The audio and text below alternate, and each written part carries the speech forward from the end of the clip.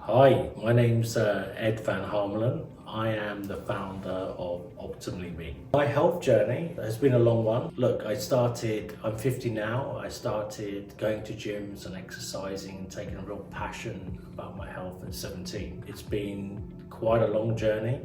It's been a journey of a lot of ups and downs, a lot of fact finding, a lot of trial and error. I've been lucky enough through past lives to travel around the world and look at a lot of different countries, see what works, what doesn't work, what worked for me. But I think as I aged, I did certainly notice some differences in my body and things that I just took for granted were always working well, started declining. So I started taking some health tests and then started discovering things about myself that basically were very different to what I thought was happening. So I think that made me realize the importance of really, though you feel great on the outside, having a lot more insight on the inside. Obviously things happened to me as I got older, weight was harder to lose, recovery, finding out that I had high cholesterol when I wasn't even aware of. There's certainly no family history that I was aware of having high cholesterol. So yeah, look, it's an ongoing process. It's not something, as I was getting older, you think about too much because you take it for granted. But certainly as you get older, you start taking more attention and trying to find solutions. And I think there was a lot of things I was doing naturally that I would certainly say I was doing a lot of things that we would call biohacking, a lot of calorie restriction, dieting habits, HIIT training, hot and cold, hot saunas and cold ice baths. So I've always had a passion about health. I think it was really just the dawning that you wouldn't drive a car without a dashboard, realizing that actually with your health, and I would travel around the world and you go to doctors and get checkups, but you'd never see the blood results. You'd get told something was fine, everything was okay. Being British, maybe you were told there was something wrong with your liver or something like that, your liver was borderline, but you'd never really get a real insight into what's going on and never have all that information in one place that you could look back on. So for me, this idea that we're all kind of wandering around with no real insight of what's going on. And of course, now we have the outside trackers that are telling us what's happening in terms of the trackers for watches that can tell you a lot more than what's going on, but it doesn't really give you an insight. Your diagnostics, your blood profiles, what foods you're intolerant to. Again, later in life, I found out there was all these foods that I was intolerant to that I wasn't aware of. DNA, you do your DNA and you find out actually you're susceptible to certain things in DNA that would make sense later, or even understanding your strengths and weaknesses with DNA, blood profiles. I think the more information you have, the better. For a long time, I was a contractor or consultant in my previous job, so my health was pretty important because if I wasn't really healthy and I wasn't able to work and therefore I wasn't able to get paid. So I wanted to create a platform that was very visual, that tried to cut out a lot of the noise, make it easy for people to understand, all in one place. I think what we offer, it is a visualization of the dashboard. It's the heat maps, of course. So it's focusing on areas of concern and highlighting those. It's bringing in the connected devices so we can connect to all the major devices. We can bring in all these different biomarkers, common biomarkers, not so common biomarkers, and you can cross-reference that against all your blood results, intolerance results. And it's the personalization, it's the kind of AI. The difference is that we're using neurosymbolic AI, so it's not just a big data problem, it's a small data problem. So it's a combination of traditional AI with some kind of rule-based systems as well. It's a combination of the two, I think. I do believe as well we have over 400 or 500 curated recommendations, all science-backed, that we strongly believe in. They hit the main pillars of health: eat, move, sleep. It's really just providing all of that, giving you guys the information, and then hopefully incorporating those recommendations into your daily life. And as I said, a lot of them can be just around diet, nutrition, fitness. We're also trying to bring out an app as well that will even make that even more personalised content. I really think my background of delivering very high complex systems, which is very granular in detail, is what we're trying to bring to OptimallyMe and really make it like a true digital health platform that's truly personalised, that brings everything into one hood.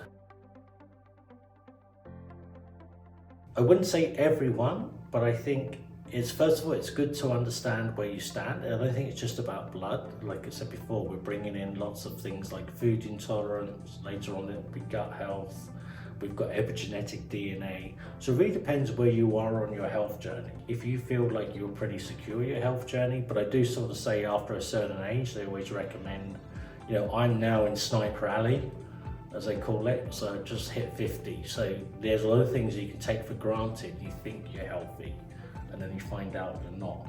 So it really depends where you are on that health journey, how old you are. Obviously we offer a test for female hormones, male hormones, general MOT test, depending what you're looking to improve, how you're looking to optimize your health. So getting an insight, I'm imagining, you know, you have a car, you have an MOT. Generally, any car you put in for MOT, there's always something that requires a little tune-up.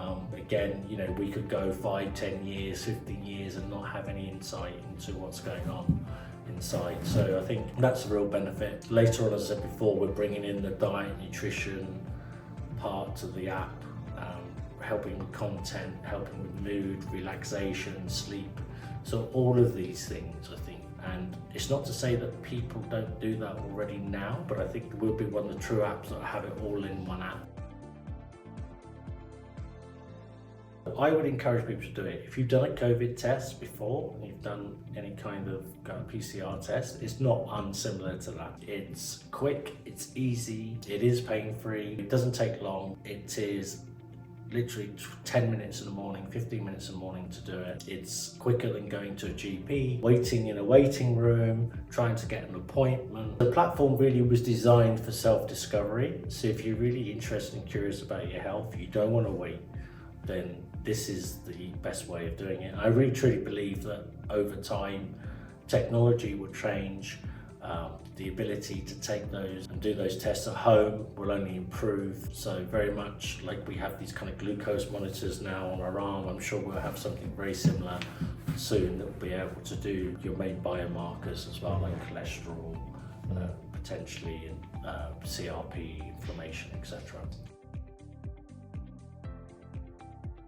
I really do think, and it's encouraging signs at the moment, we're seeing a lot of demand for a true technology-based platform, a true digital health platform. I do think our background of implementing very complicated, sophisticated platforms gives us an edge. I do believe it's highly flexible. The platform can be also potentially white labeled to other companies that can use the technology, other clinics. I see more and more people using the product, if not directly through us, through partners and partner programs. I believe the AI part will become more and more sophisticated as we try and incorporate that. We've got a strong board. We're bringing in kind of leaders in their fields who are attracted to the project. Within the platform, we can look at skin and do a skin analysis. We've got the blood, we get the working the DNA, we're doing the food, we're going to have the exercise programs, nutritional programs.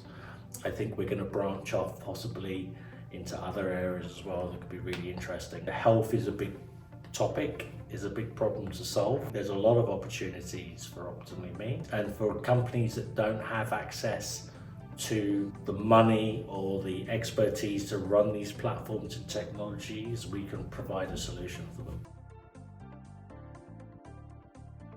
The advice I would give to any entrepreneur is be extremely passionate about the project. Something I found in the health space is that obviously some people have very preconceived ideas of how this should work. So if you want to try and change the landscape, the hardest bit is pushing that vision, I think, to get everyone on board. I would even say with OptimallyMe, to some degree, my view of visualization of health and how to visualize all of that is sometimes constrained even by the consumer's view on how health should be represented to them. It is a challenge, it can be a challenge sometimes to get everyone on board. But yeah, follow your dreams, follow your vision, make sure you've got plenty of money behind you as well. We've been lucky to bootstrap this from another business that we were very passionate about, also in the health space. But yeah, it's a challenge. I would say yes, a little bit. I mean, one of the areas that the other business works on is obviously longevity and anti-aging, and there will be people's views on aging, and it's inevitable. But I think what we can prove is that these labels and stereotypes that we assign to people don't have to be always the way. One thing we learned from the first business, it doesn't really matter what your age is. I first went into entrepreneurship at 46. That might not be as uncommon as you think. Maybe some people think being an entrepreneur is a young person's game, but it also can come with experience and knowledge of how to deliver something, to deliver a product, to deliver a project, having expertise in that area. Look, only time will tell whether or not what we're doing is a big hit. Sometimes you can be too early into something, but we definitely do feel that the time is right. We believe even now, I can go to a doctor's now, not see a PDF of the results. If I do get a PDF of my results, I find it extremely hard to understand what's going on. I don't know where I am in terms of the rest of the country or the population or a cohort. So I think creating a platform that hits all those kind of pain points, I think definitely will work. We're also trying to bring in new technology like a robo GP report, where an automatic report is created by a GP that's signed off by a doctor, and the doctors we've been working with on that have been very positive about it. So we're always trying to bring in technology to try and improve and speed up the process, create more transparency on customers' health, individuals' health. I think having good health is power in itself, right? Health is power. When you're healthy, you feel powerful. It gives you the confidence to go in and say, you know what, I can achieve this, I can do that in the next year or two. So we always say health is power, and that's one of and certainly now in this kind of world we're living in with the gig economy,